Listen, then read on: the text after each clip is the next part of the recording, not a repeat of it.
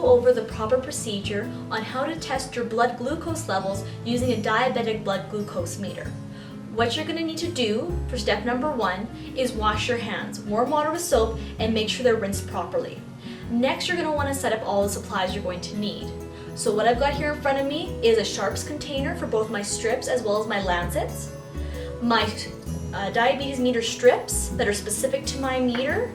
I have my meter. Today I'll be using the Bayer Contour Next.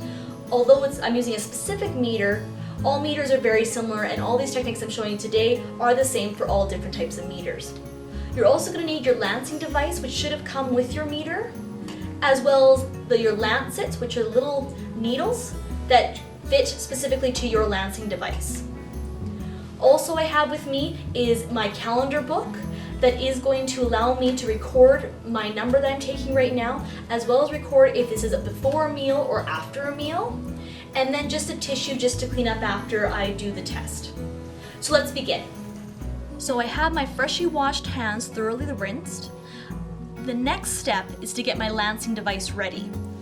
With this lancing device, it comes with the Bayer Next meter. You just need to pop the top off. I just kind of snapped it off like that. And you'll see there's a round piece in the middle. That's where the lancet is going to go. So I'm going to take one of my lancets, and you can see with the lancet there's a round part with these ones and a bottom part. So I take this part, I push it down into it, and you'll hear it click, as well as you'll feel the lancet's not able to move. It's sturdy in position, and again the round top is out. Now I'm going to take this round piece with my fingers and twist it. And what this is going to do is it's going to expose the needle that we're going to need in order to get the blood test out of the finger. I want to take this round piece and save it for later, so I'm just going to set it right here where I can see it and find it later. We're going to put the top back on, being very cautious not to poke ourselves with the needle that's now exposed. There, and you heard a click and it's back in place. With this lancing device, you can change the depth at which the needle is going to poke the finger. So as I twist it, you can see how there's more space between the head and the body of the lancing device.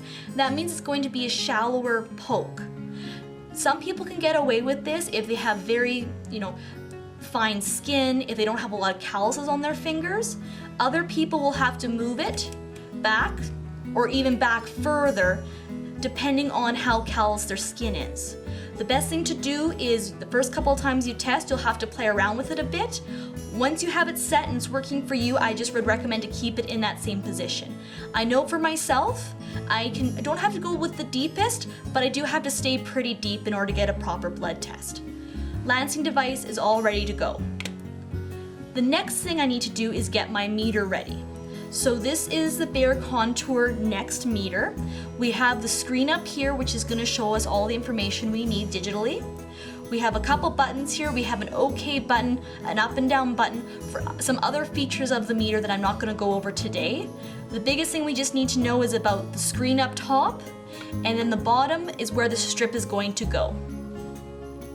Speaking of strips, I need to get one out to get ready for the test. So I pop it open, and I have my strip. You'll notice with most strips, it's easy to tell which end goes into the meter. There'll be kind of a computer chip looking top. That end goes into the meter. At the other end, on these strips, there's a fine little line, and that's going to show us where we have to apply the blood test. On the other side of the strip, there are no images, there's no computer chip, so we know we want it facing this way when we put it into the meter. So I take my meter, I take the computer chip end of the strip, and I place it into the meter. And I place it until it won't go any further, and my meter beeped saying that it recognizes the strip. You'll see my meter come on, and it's asking me to apply blood, showing also an image of a blood drop in a strip. My meter is now ready. The best place to poke is, if you can see my hands here, is on the sides of your fingers, not actually on the fingertips, because we're mostly callous there and it can be quite painful. So I always say put your hands together, and wherever you can see along the sides of your fingers is where to poke. I usually shoot for anywhere around here.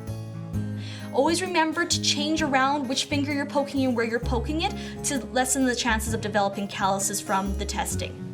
So I've got my spot on my finger. I'm gonna press my lancing device hard beside it and press down on the button. Now what I have to do is kind of milk the blood drop so I can get enough for the test. So I think I've got a pretty nice drop there. So I'm gonna take my meter, and that little strip I mentioned earlier about where the blood goes, I'm just gonna have to touch it to the blood drop and it'll do the rest of the work. So I just touch it there.